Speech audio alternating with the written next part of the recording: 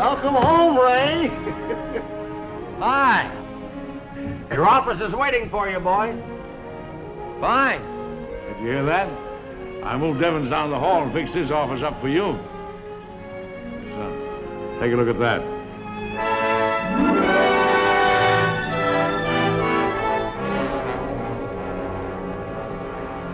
I ordered that changed.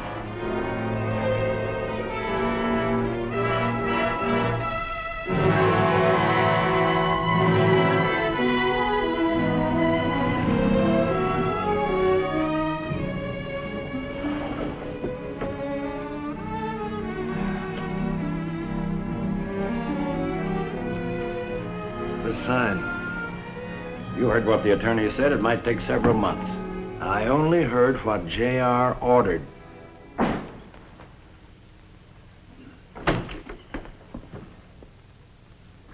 What were my orders? I tried, J.R., but your attorney said it was a legal matter. It takes quite a bit of doing to change the name of a corporation, J.R. You know that. Do you know you ruined my son's homecoming? But, J.R., you just can't make that big a change with only 2 days' notice. I talked to your attorneys. I was trying to protect you. They said that I... Get out of here! Dad. Do you know how long I've been waiting for this day to come? To bring my son home from college and show what I worked so hard for all my life? To show the world it's Compton and Son? But, J.R., your attorneys are still working on it. If he isn't out of this plant within 10 minutes, have the factory police throw him out.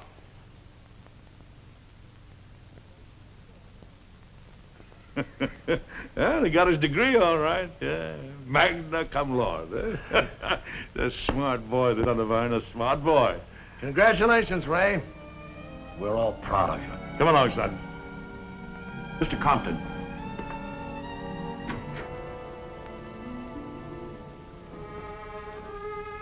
Well, here's your office, son. I want you close to me. So as the years go by, you'll know enough about this business to take over lock, stock, and barrel.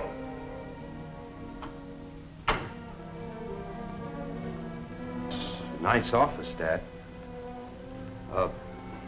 You're not really going to fire Mr. Cornwell, are you? Well, of course I am. But hasn't he been with you a long time? Apparently not long enough to know that when I give an order, it's an order. Look, Dad, he didn't spoil my homecoming. I appreciate you wanting to put my name into the firm. My son, there is no room for softness in the Compton world. What with taxes, when your competitors trying to cut your throat at every opportunity, and agitators and commies trying to get into your factory, they'll throttle you. You've got to be hard. You've got to be as hard as the steel in this sword.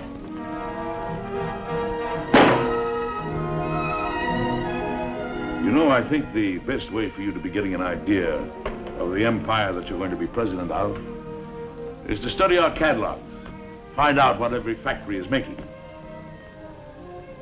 Evans, come in.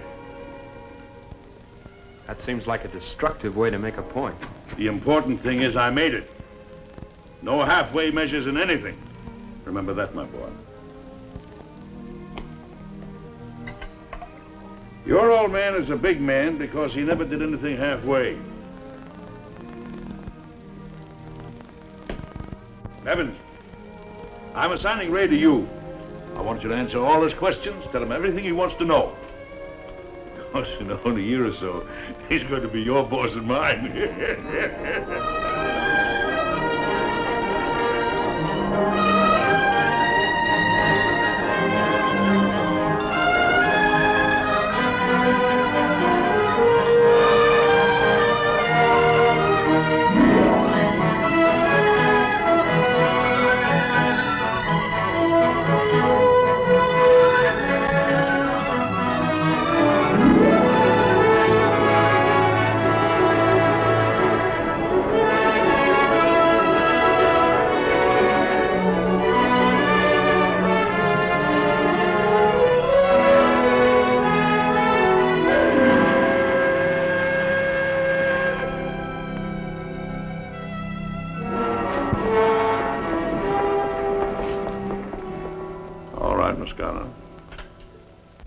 There's Compton 6.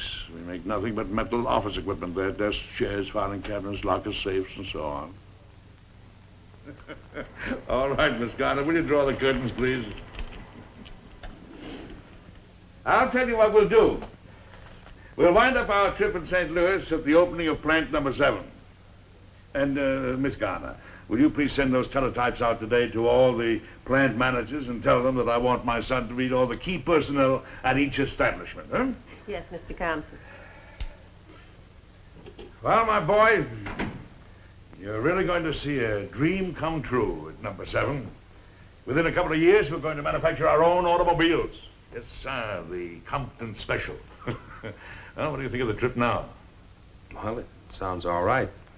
But it seems to me that the only way for me to get the feel of the business is to work at it. Yes, but you're working at it now. It takes time. No, Dad, I mean really work. In the mill, in the machine shop. I want to know how and what we make, not just how much profit we show. I'm as anxious to learn about the firm as you are to have me learn, but, well, the things I've been doing, studying catalogs, efficiency layouts, payroll reports, even this trip, I can't learn anything that way. And I can't learn what I want to know listening to Evans or going around with you shaking hands with your plant managers in the various cities. Do you mean that? You really want to learn to be a machinist? And you want to start in a machine shop like your old man did? I don't see any other way, Dad. And here people have been telling me how I've been spoiling you all these years. And you're a chip off the old block. You're my son. Yes, you are. Come here. I don't know whether you've ever seen this, but it might interest you. That's where I started. You don't have to do it the hard way like your old man did. But I'm glad you want to do it. You start in the machine shop on Monday. Ray Compton, apprentice. No favors. No special treatment. I've got to do it on my own. Right. And will you let me help you buy the tools? Because a machinist must furnish his own, you know. Well, as your future boss, I give you permission to knock off Freddie to go shopping with me. Well, thank you. I had no idea machinists laid out this kind of money for two. These things are expensive. Yes, of course. You can't measure 1,000th of an inch, you know, with a dime store rule. Well, tell me, how do you like it? We put up over 300 houses last year, making a total a little over 1,000. Yeah. Only for Compton employees, of course. When you get into the machine shop, you're apt to hear what a terrible monster I am. People are funny. Do nice things for them, give them nice houses to live in, reasonable rent, and all of a sudden they hate you. Human nature, I guess.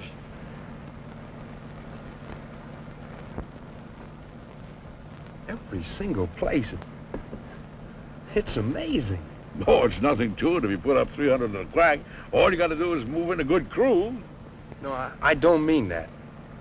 Each house, all they grow is petunias. Why? Well, because I like petunias. I keep a dozen gardeners working on those places the year round. Keep them in order. You know, the double ruffle petunia is a very attractive flower. But I like the nice old-fashioned one, the single one, you know. The color is more distinctive. You mean they can't grow any other kind? A rose bush? Some other flower? Oh, of course not. They're my houses and my gardens, aren't they? Well, yes, but... Look, son, I pay my help good wages. I give them nice places to live in. And if any man doesn't like the way I run my business or the town, well, it's a free country. He can go someplace else. But as long as he's working for me and he lives in the town that I built and own, he's got to do it my way. Or our way. That's why I'm counting on you to keep things the way they are when you take over someday. Have you heard from Betty Coughlin since you've been back? Well, she won't be back from Europe for at least 9 months, maybe a year. Mm-hmm. Do you think you two will ever get together? I hadn't thought much about it. Well, I'd think about it if I was you. Look, Dad, Hmm? I like Betty. Maybe it's more than just like. But don't turn her into a petunia, huh? Well,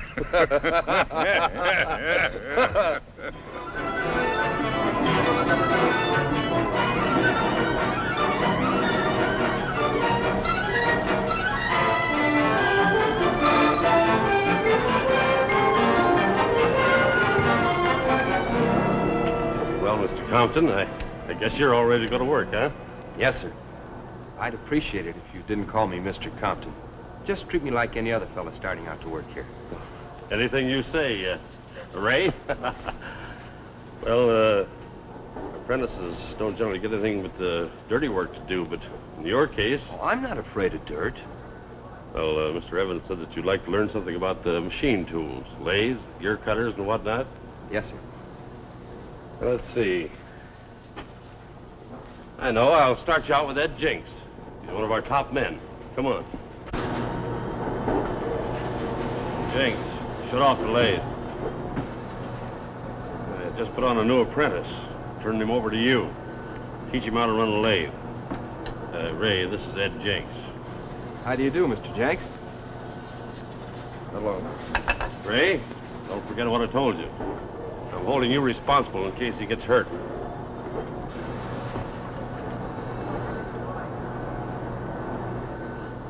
Well, I'm certainly anxious to learn all I can. What do you got in there? Oh, my tools. I hope I got the right ones. Somebody die and leave you a fortune? Wait, no, I saved up for it.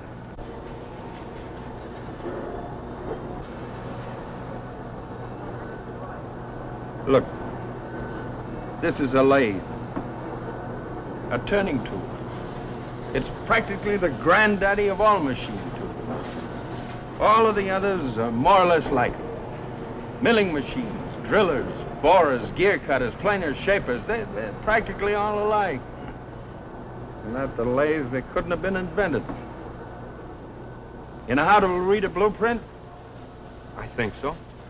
Well, put your tools on the bench and hand me that fancy micrometer of yours.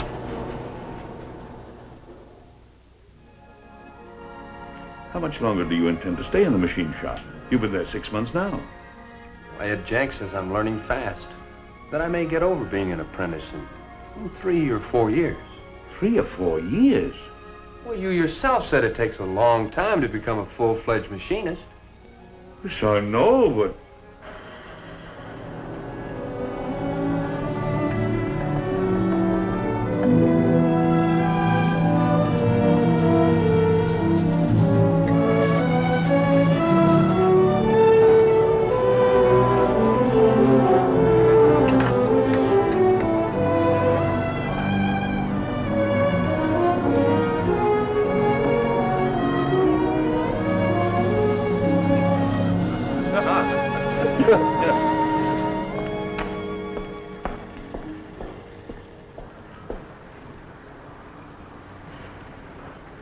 Know something, Ed?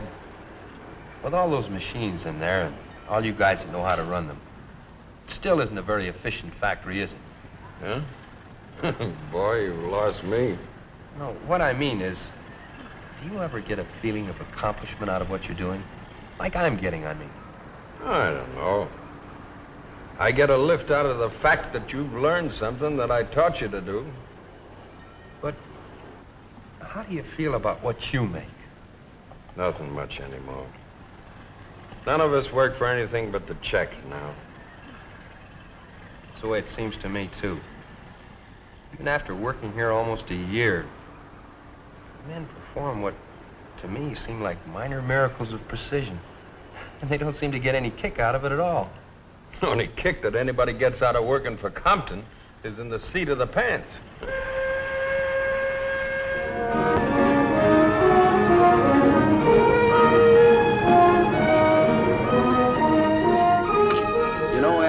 I can't get over how that gear cutter operates. It must have taken forever to make a gear before that machine was invented. Yeah, things are a lot easier now than they were 30 years ago. Well, good night, Ray. See you tomorrow. Good night, Ed. Ray! Ray!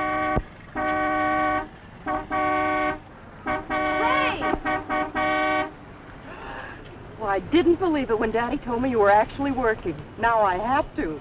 J.R. Compton, son, in overalls. And I left a perfectly beautiful, clean young man in Rome to hurry back to this. What's the idea, a joke, or are you slumming? Let's get out of here.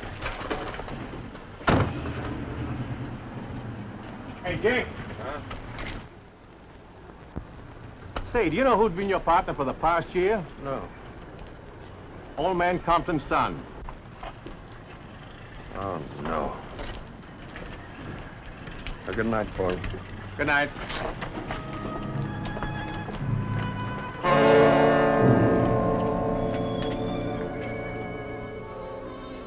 Probably seems kind of silly to you. Kind of does, even to my father. But, well, it's important to me to learn more about the business and just how much profit it shows.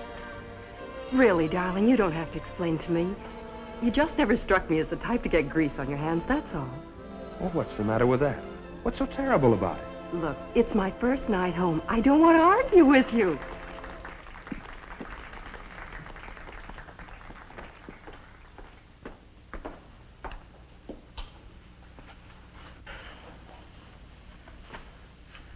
I don't want to argue either, but, well, the way you make it sound, if somebody works with their hands and gets a little dirty doing it, he's something out of a sewer. I didn't say that. Well, it sounded that way. I was just a little surprised, that's all.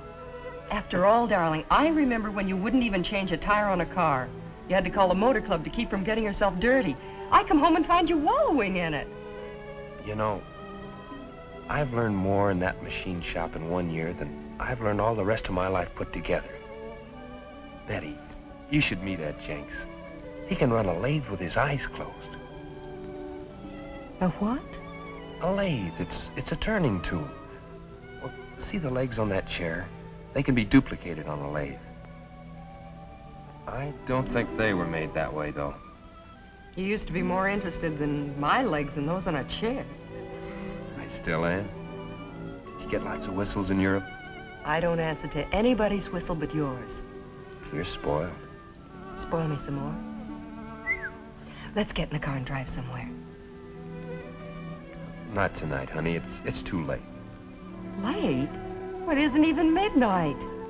But you forget I'm a working man now. Have to be on the job at 8 o'clock.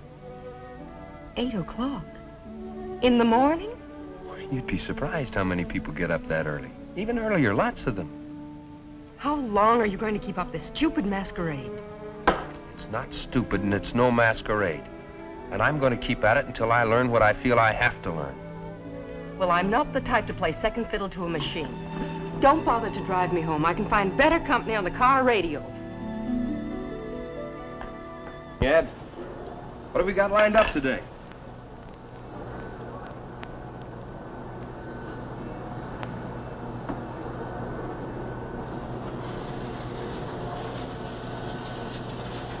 What do you want me to do, Ed?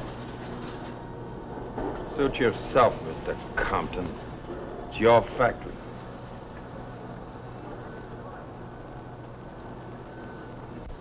I've been working in the shop to try and learn the business, to try and find out how a machinist feels, to understand your problems.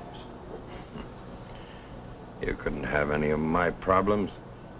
So it's a big waste of time for you to learn them. Well, we've been getting along all right, haven't we?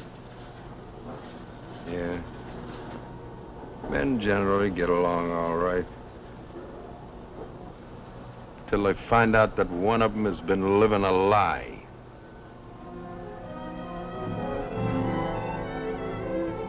If you'd have known who I was to start with, you wouldn't have had anything to do with me.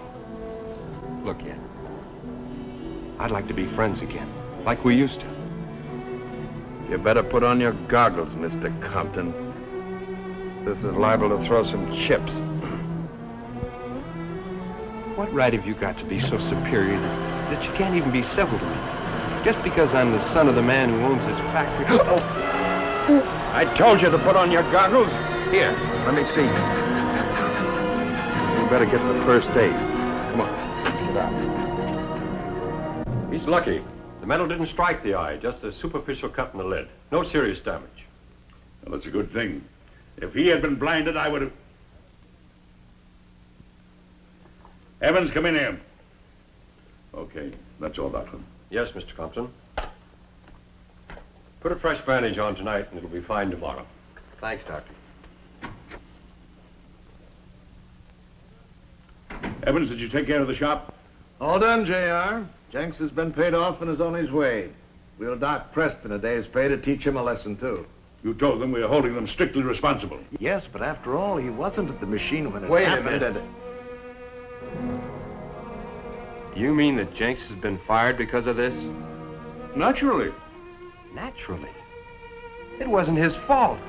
He told me to put the goggles on. Then he shouldn't have started the machine until you had them on. Firing Jenks, docking Preston. It makes no sense at all. Oh, doesn't it? Look, Ray, you could have lost an eye. Lots of fellows do. Jenks and Preston were responsible for your safety. I don't care what happens to them. I only care what happens to you. They slipped up, and I will not tolerate slip-ups. The only slip-up, as you call it, was mine. And I think it's unfair to penalize two innocent people for my mistake. Comptons never make mistakes. That sounds like a shocking statement to you, doesn't it? It's incredible. We'll make it your slogan. I made it mine. We are infallible. We must be. Otherwise, how could we have risen to the position of importance and power we enjoy?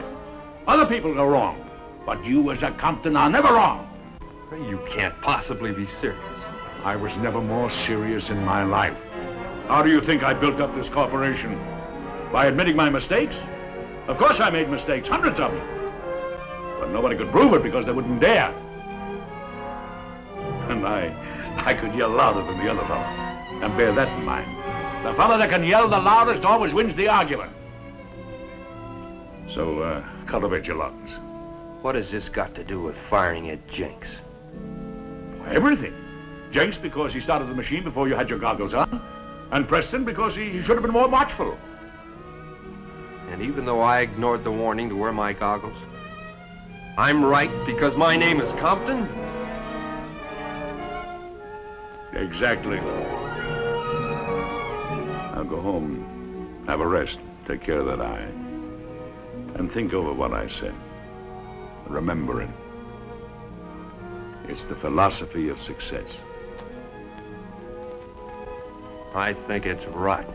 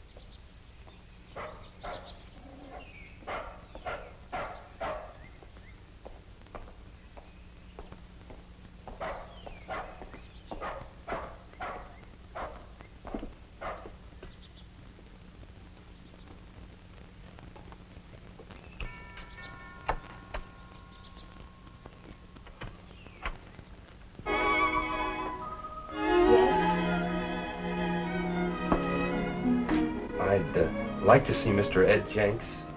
I'm sorry he hasn't come home from work yet. Would you like to come in and wait for him? Well, thanks. I'm his daughter, Jane. I just got home from the office. Won't you make yourself at home?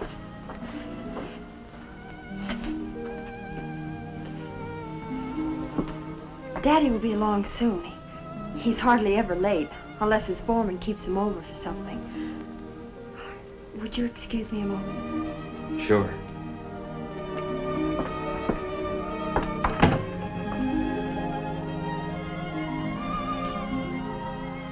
Do you work with Daddy? Yes.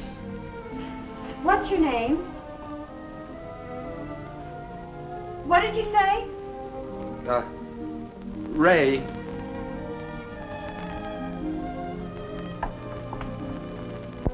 Ray what? Compton. Compton? You must take an awful ribbing. having that name in this town. What's the matter with your eye? Oh, it's nothing. It's just a little scratch. Would you like some lemonade or something? No, thanks. I've got to get my dinner started. Did Daddy invite you for dinner? No. That's good, because I only bought 2 chops. Somebody'd have to end up with scrambled eggs. I like scrambled eggs. Ray Compton, are you... You said you worked with Daddy. Oh, I did. Till I got this silly little cut. I think J.R. has a son named Raymond or something like that. But he's been away at college for forever. I guess he couldn't be you. Would you throw me out if I were? I'd be awfully tempted. You know how people in this town feel about Compton. I've really got to start my dinner.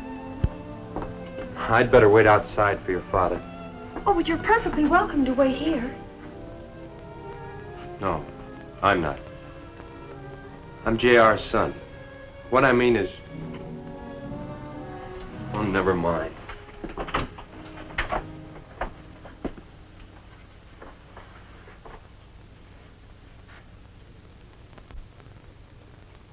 You know who this is?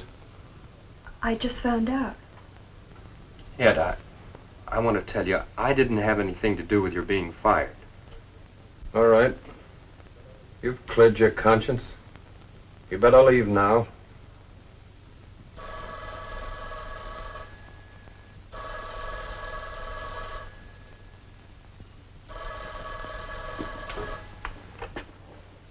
Hello?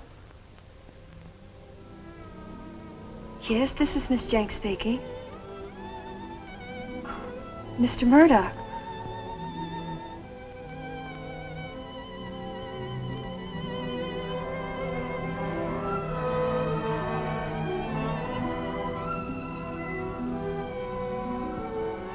I see.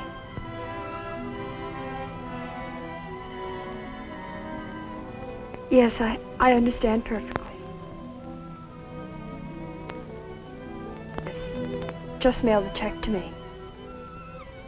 Goodbye.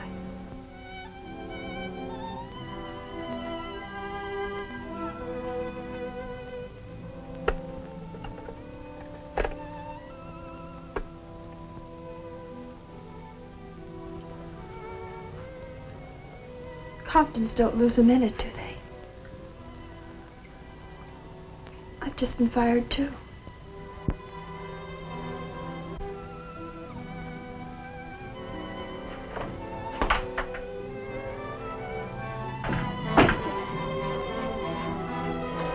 Janie.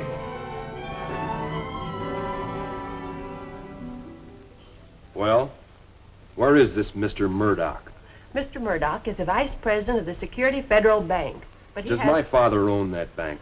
Well, he has an interest in it. Phone Mr. Murdoch. Tell him I'm on my way over to see him. He's to wait for me. Understand? He's to wait for me. Yes, Mr. Compton, but...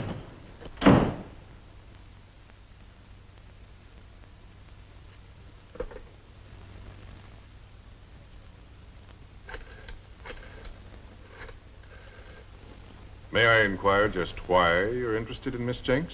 No, you may not. I want to know why she was fired. With all respect to you, Mr. Compton, that is the bank's business. Look, I'd better straighten you out about something. Remember, I'm the heir to the Compton estate. Someday I'm going to take over my father's business, lock, stock, and barrel. And you may be one of the first people I get rid of unless you get off that plush horse of yours and tell me what I want to know.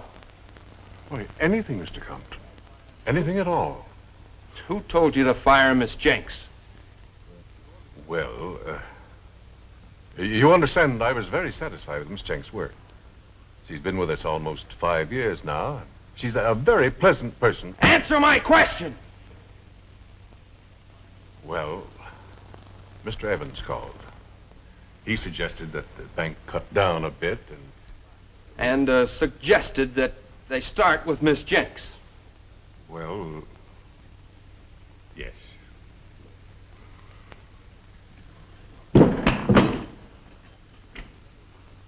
And she's a perfect secretary in every way. She works hard, minds her own business. But just because her name happens to be Jenks, because she's the daughter of a man whom you blindly choose to hold responsible for this accident to my eye, you fire her too. Now go ahead. I dare you to justify that kind of action. I don't have to justify anything to anybody. If I may say something, I should never give in to the idea of your going into the machine shop. You're too emotional. You can't be trusted. Trusted? For what? To be among people that are beneath you. You got some sort of a crazy complex. You take all their troubles on your own shoulders. And you're above everybody else. You're the supreme law, the infallible lord of the land, I suppose. Look, son, you just got a slight cut over your eye. You might have been killed. I can replace Jenks with 100,000 times over and over. But I could never replace you. Ed Jenks is about the most decent human being I've ever known. His daughter's a nice girl. I can't allow you to persecute those two people for something that was my fault to begin with. You can't allow me? No. If you don't give them back their jobs, I'm clearing out. Clearing out where? Well, it doesn't matter, just so long as I'm not a partner in this kind of inhumanity. Is it inhuman for a father to be interested and concerned in his son's safety? Well, I can see there isn't any sense in trying to talk to you about this thing. You seem to think you're doing something commendable. I think it's unspeakable.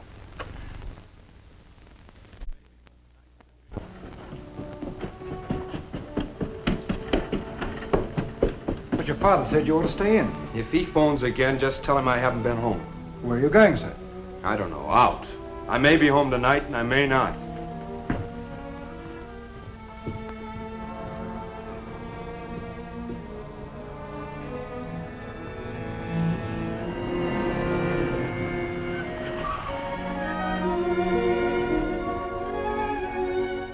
Come on, get in and drive me somewhere.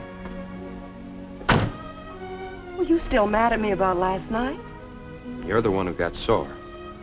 Well, have it your way. Let's kiss and make up. Ooh, you really put your heart behind that one, didn't you? Why didn't you come to the house for dinner with your father? We saw enough of each other today. So I gathered from the way he talked to Daddy. What's happened to you, Ray? Nothing. Oh, yes, something's changed you a lot. I noticed it last night. Now, with all the wild stories I'm hearing, why are you deserting your class? My class, as you call it, is mankind. So's yours, but you just haven't had a chance to find it out yet. So I found it out, that's all. And that's a change for the better as far as I'm concerned. Well, bully for you. What's the next step? Swap this mansion on the hill for a shack across the tracks? No. Maybe get rid of the shacks across the tracks, that's all. Oh, let's stop all this arguing, Ray. Come on, honey. Get in. Let's go someplace and dance and have fun. Let's forget this nonsense. After all, we haven't been together. Really been together for almost a year. Not tonight, Betty. I'm in no mood for it. Where are you going? I don't know.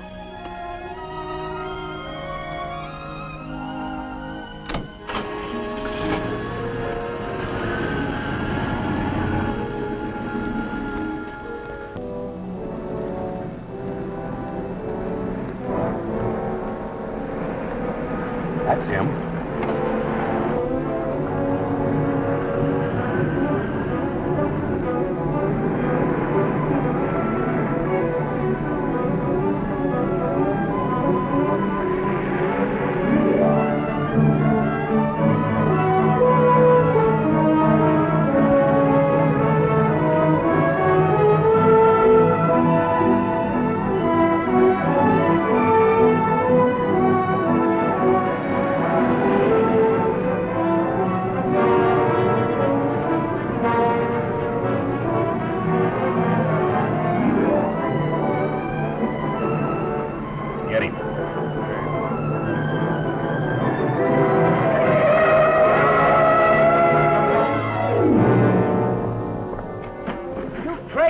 the matter? Get out of there.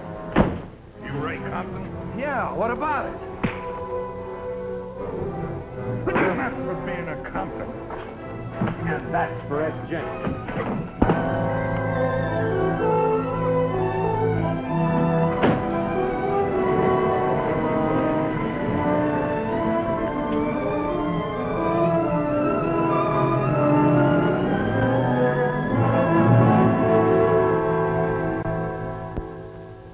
Are you sure you never saw the men before? No, I didn't know who they were. Well, didn't they say anything to you? Well, not much.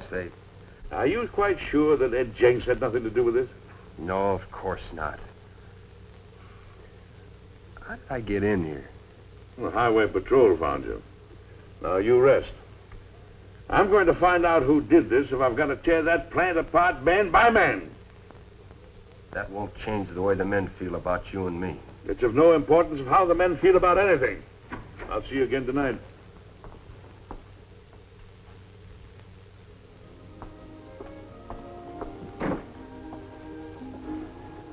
My father wanted to come and see you, too, but I told him not to.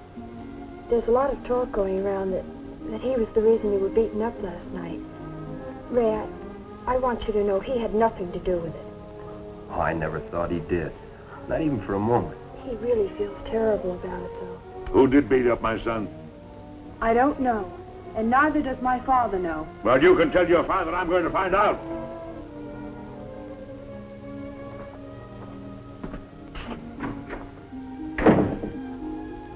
What's he going to do? I don't know. But don't you worry. And tell Ed. Tell your father not to worry either. I can understand why you and he might think Daddy had something to do with it. I mean, well, Dad being fired on account of you. I never thought that. Are you awfully hurt? Well, I have a few caved-in ribs, and the doctor says I have a slight concussion. But I'll be all right. Oh, dear. Daddy has the men working on it, trying to find out who did it. What men? Oh, some of his friends, just friends. Janie, I'd like to help your father. He's as anxious as you are to find out who did it. I mean, because... I really would like to help him.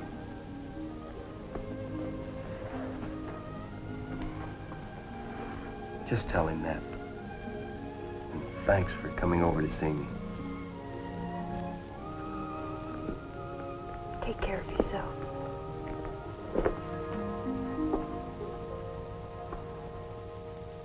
There is no question but what some of you know who committed this assault on my son. Until you come forward and name the criminals, 10 of you will be discharged daily. So think it over. Be loyal to a few hoodlums and lose your job. Be loyal to J.R. Compton and get a reward. Think it over. Does he mean that 10 guys are going to be fired every day, whether they know who done it or not? That's what he means. That will get some action, J.R. Well, it's the only thing they can understand. There might possibly be some demonstrations, Mr. Compton. You're employed to protect the company's property. How you do it is up to you. Yes, sir.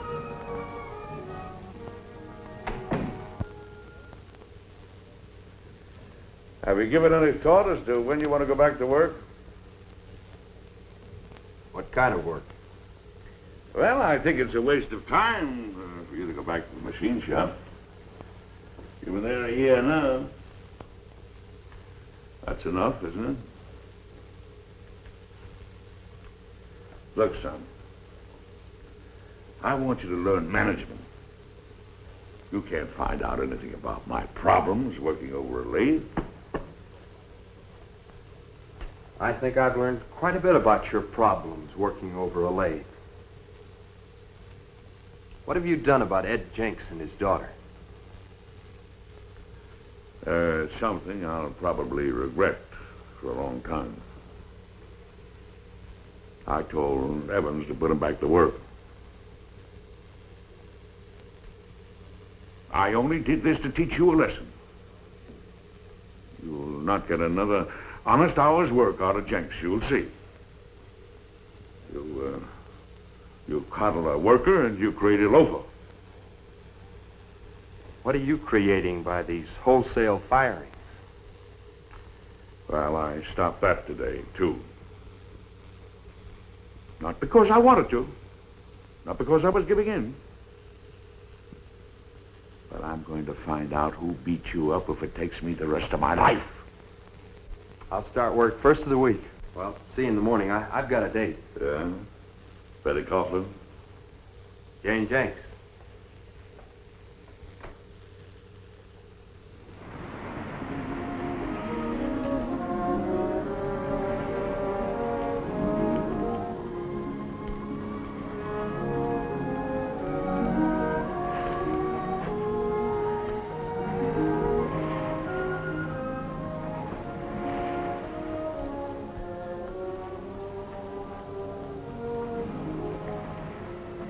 Ray, I want to thank you for both Daddy and myself.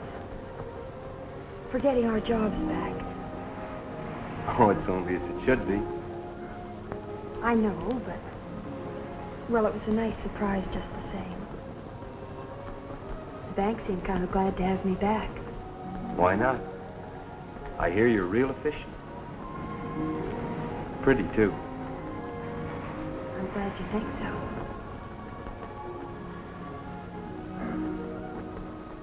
I think a lot of nice things about you. I hope you do about me, too.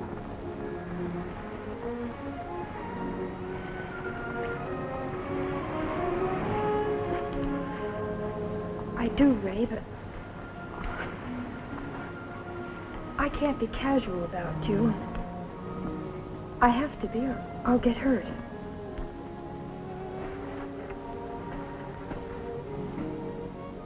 That doesn't make sense. Yes, it does. You're the town rich boy. I'm just one of the girls that works in one of the places your father owns. I'm not any different than most other girls. Oh, yes, you are. Naturally, I'm flattered that you want to take me out. I guess it's natural to dream a little and think I'm the only girl for you. You are, Jane. That's Cinderella stuff. And I stopped believing in Cinderella about the time I learned there was no Santa Claus. You through? What's that for? I guess I'm through. I mean, Ray, I never felt about anybody before the way I feel about you. It's not a pleasant feeling. It scares me. I don't get it.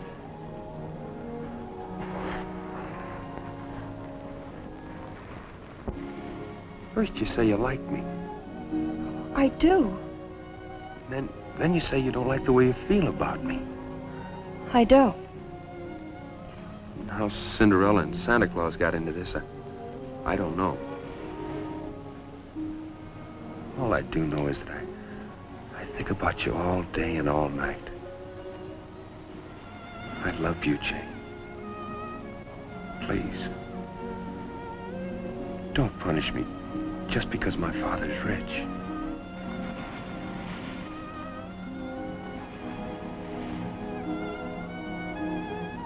Want a kiss?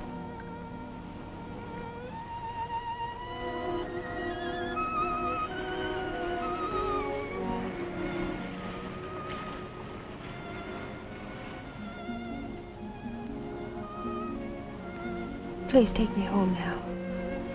No. Don't try to kiss me again. Just let me go home and think about you for a while.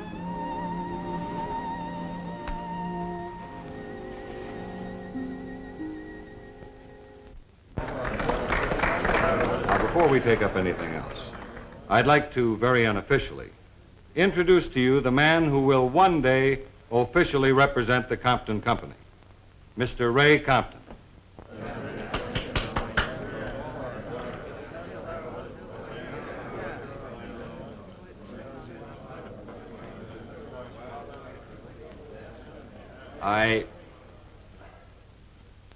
I don't blame you for not quite trusting me.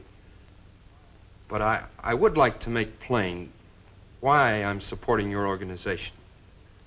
It's really very simple. I believe that the company will operate more efficiently and show more profit if the workers are happily secure in their jobs and treated with respect and dignity. And he stood up there, big as life, telling everybody how he was going to support the organization, try to get you to give in to him.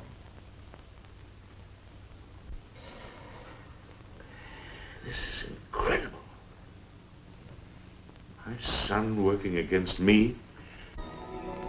I asked you a question. I remember. Well? Have you told your father about us? Have you told yours? Don't joke with me, Ray. I'm serious. Well, he knows I've been seeing a lot of you. Does he approve? Frankly, no. He has his heart set on my marrying Betty Coughlin. Fine old family, loaded with dough. Big deal. Amalgamation of combined fortunes. That sort of stuff. The only problem is that I'm in love with you. Clear up to here. And then some. Look, I'm the one that has to approve, not my father. I'm asking you to marry me. I don't know whether I could take it or not, Ray. Being my wife? Being your father's daughter-in-law. The girl from across the tracks who married into the family to get into the Compton fortune. Treated with suspicion all the time as if I wasn't even housebroken. Hey! I ought to take you down to the lake and wash your mouth out with soap. Such awful talk from such a pretty mouth. I'm only trying to be practical, Ray. Realistic. I love you, Jane. How much more realistic does it have to be? I love you too, Ray. But we're both grown up enough to know that, well, that isn't all it takes. The really important part of a marriage is mutual respect and admiration and friendship. I mean real friendship. The kind that goes beyond what generally passes for the word. And I don't know whether we'd ever get a chance to prove how good we were at the important part of a marriage. Why not? Why? Look, you're going to own the factory someday.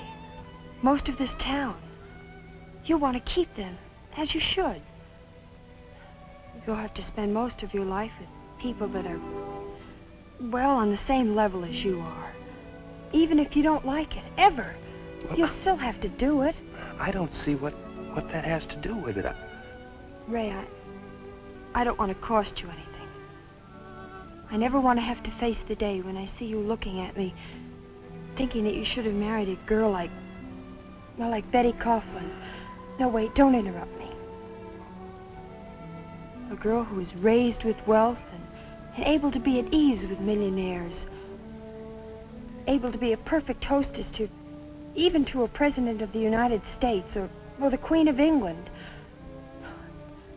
I could just see myself in that spot. Any one of my 30 maids could do better. I do love you with all my heart, Ray. I could never stand letting you down. I thank you for your proposal. But you'd better think about it for quite a long time. You're not just an ordinary guy with a head full of dreams and ambitions starting at the bottom of something. You're starting right at the top. You need someone who can keep you there, not pull you down rung by rung. You know what I'm gonna do? First, I'm gonna kiss you again.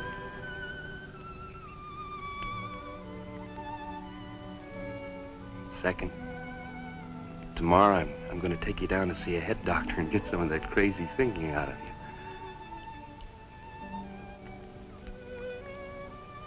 And third, when I get home tonight, break the news to my father. And after he congratulates me on my splendid choice,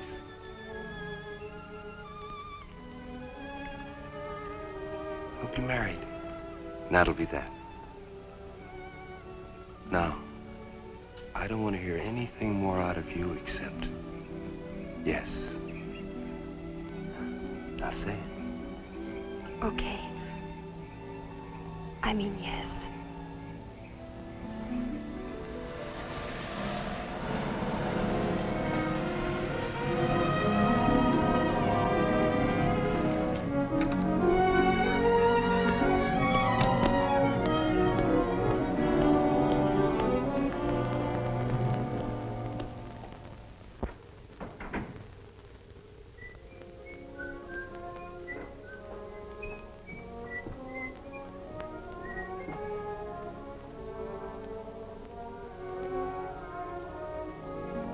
Hey, you're still up. Dad, I've got something wonderful to tell you. No? I heard something about you tonight that I don't consider so wonderful. You're at the bottom of all the trouble that's going on at the factory. Can you deny it? What am I being asked to deny? Don't play cagey with me. You know what I'm talking about. Yes, I do. You lost your senses. What could you be thinking of? Here I am grooming you to take over the factory, to take over everything. And the moment that's going on, you're busy selling out to the enemy. Actually lending them the name of Compton. Why? Why? Because I want to take over a healthy business, not a sick one. Sick? Yes, sick. You have no efficiency in your factories because you've destroyed the initiative of your men. Not one of them work with you. Or even for you, they just work for a check. And what are you going to give them when they're working for you? Security. A chance to advance for those that want it. Treatment as human beings. Dignity. Fine, fine. We'll trade them that for what we're paying them now. Then see how much work you're going to get out of them on that kind of a basis. There's one very simple principle you can't seem to understand. You can buy a man's time and his physical presence at a certain place. But you can't buy enthusiasm, loyalty, initiative, the man's joy in his work. Joy in working? Yes. Something you must have known once. But you've forgotten it, and that's where the trouble is. I only learned it a little while ago. The joy, the great sense of accomplishment I felt the first time I turned out a perfect piece of work on a lathe. Look at those hands. They were dirty. They had a dignity a man feels when he knows he's done a worthwhile job. You can't treat your machinists like some low species of animal. They're human beings and worthy of respect. Ah, you're soft. Underneath, you're just as soft as she was. She coddled you. She filled your head up with a lot of pap about love thy neighbor. If I had listened to her, why, I'd still be pushing a broom around somebody else's basement. Shut up. Now go back to your precious workers. And tell them from me that Compton will not give in. I'll close up the factory if necessary. And I'll starve them out of town, and you too. Why, you don't deserve to bear my name. Only hers. I told you to shut up! Why, you ungrateful papa!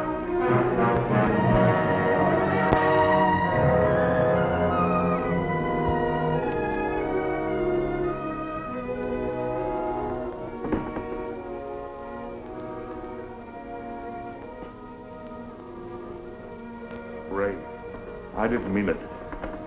Ray, come back, Ray. I didn't mean it. Ray, I loved your mother.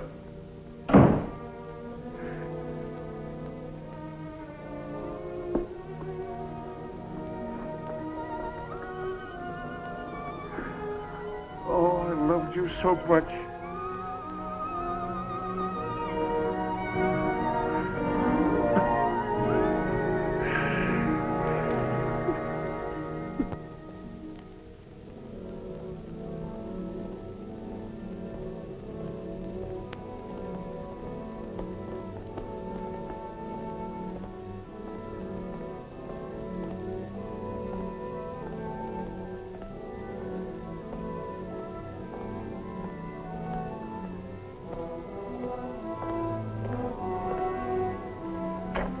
Mr. Compton.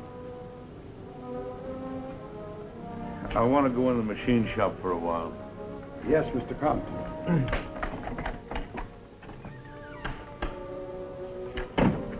Anything I can do, Mr. Compton? No. Just leave me alone. You go on about your business. Yes, Mr. Compton.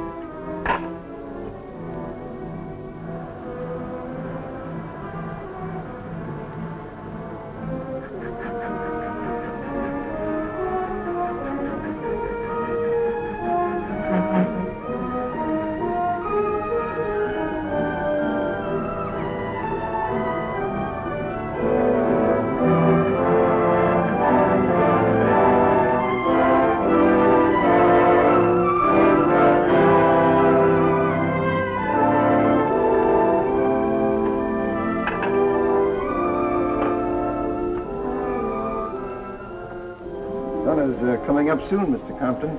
Yeah. Look at that. Take a look. I feel how smooth it is. Isn't that something? And it's absolutely perfect. Isn't that? I made it. I made it from this blueprint.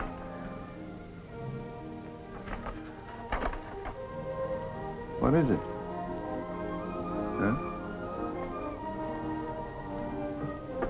I don't know. I don't know. But I made it. I made it.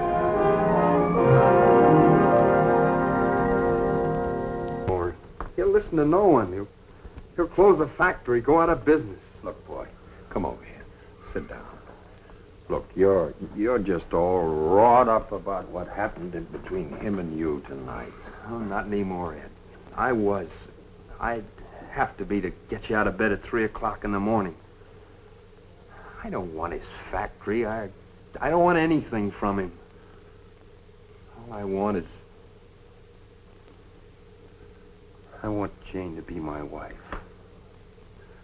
We'll move away from here and I can make my own living. I don't need my father's money. Neither does your daughter.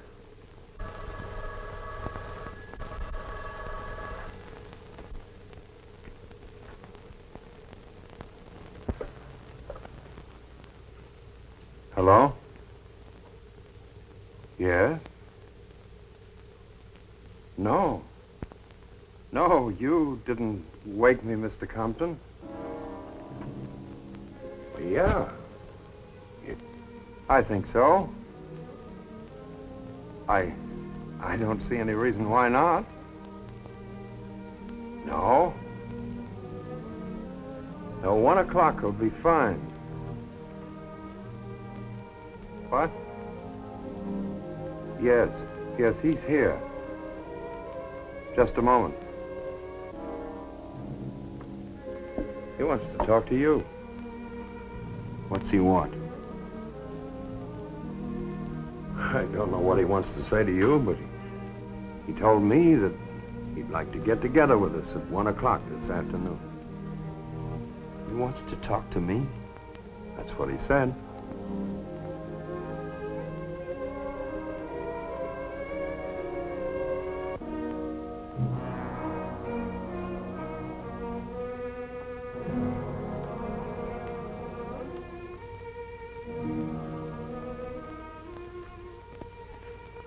Hello?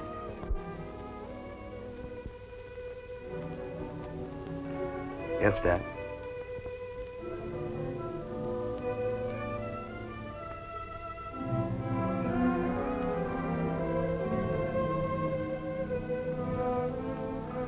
I'd have to believe that you didn't mean that.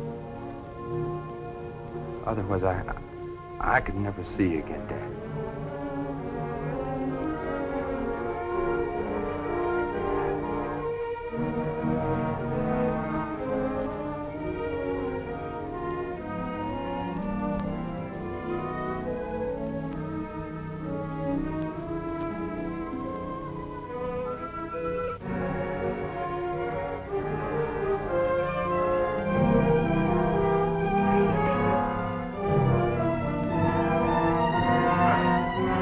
Oh, that's Piker's stuff. Wait till you get it down to 875,000. Then you can stand at the same machine with me.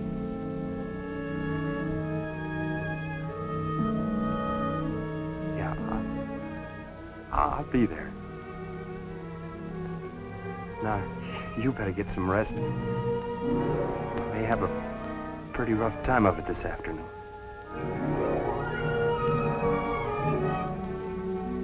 So long, Dad.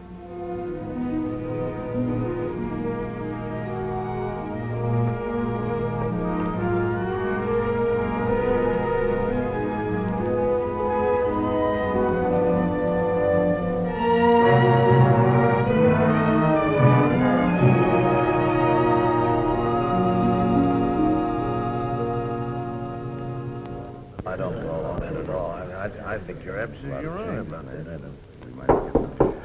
Let's continue, please, gentlemen. This next item is a rather odd one. I think you wanted to speak to Mr. Compton about this.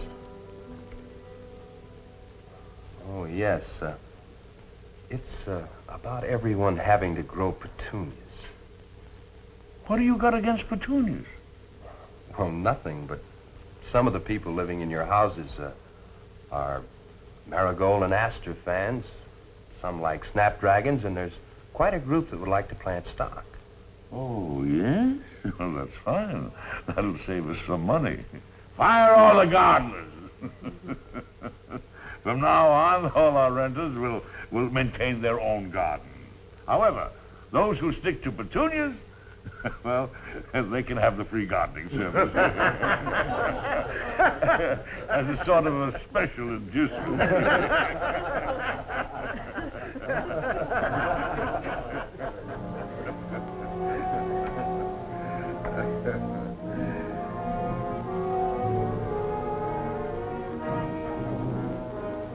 My factory police just picked up 2 of your soapbox orators. What were they doing? They were telling a large group of the men that it was us, the factory police, that beat up your son, that we made a mistake. When did you pick him up? Half an hour ago. Let's have a look at him. Bring him in, Paul.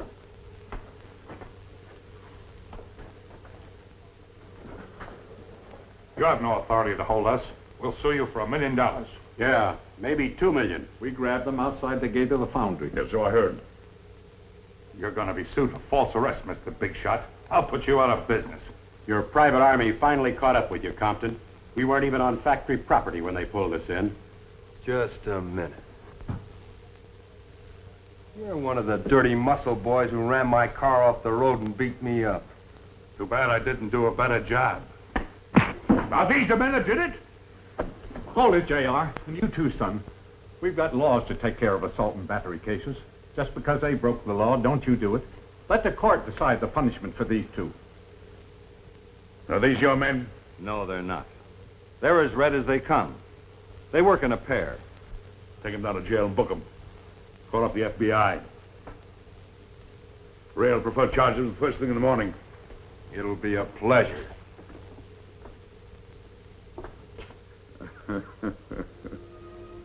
You know, I think it's about time we handed out some presents to help celebrate this wedding anniversary. I've got something here for Jane.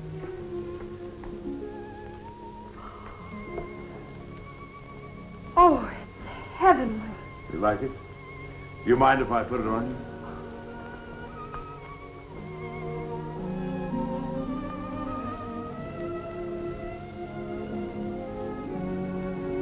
There, dear. Beautiful. Thank you. It belonged to my wife, Ray's mother. I'm quite sure that she would want you to have it. Thank you so much. That goes for me too, Dad. And now something for you, son.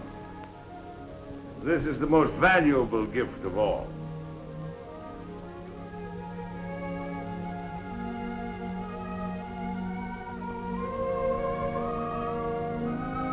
I thought that you ought to have it, inasmuch as you're going to sit in the driver's seat from now on. It'll keep you from forgetting what I forgot. The joy a man feels when he knows that his work is worth doing.